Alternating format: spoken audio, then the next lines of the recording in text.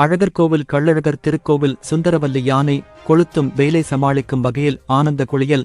மதுரை மாவட்டம் மேலூர் அருகே பிரசித்தி பெற்ற அழகர்கோவில் அருள்மிகு ஸ்ரீகள்ளழகர் திருக்கோவிலில் நாள்தோறும் பக்தர்கள் தரிசனம் செய்து செல்கின்றனர். இந்த நிலையில் திருக்கோவிலில் உள்ள சுந்தரவல்லி யானை சுட்டெரிக்கும் வெயிலை சமாளிக்கும் வகையில் பாகனுடன் ஆனந்த குளியல் போட்டு விளையாடி மகிழ்ந்து வருகின்றது. தினமும் யானையை பராமரிக்கும் வகையில் பாகன் சுரேஷ் மூலம் அழகர்கோவில் பகுதியில் நடைபயிற்சியானது காலை மாலை அளிக்கப்பட்டு சத்தான உணவுகள் வழங்கப்பட்டு வருகின்றன.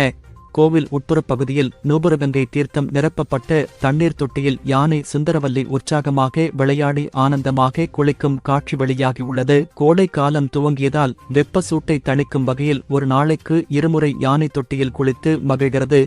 கொளுத்தும் வெயிலை சமாளிக்க கோவில் யானை குளித்து விளையாடியது காண்போரை மகிழ்ச்சியில் ஆழ்த்தி வருகின்றது.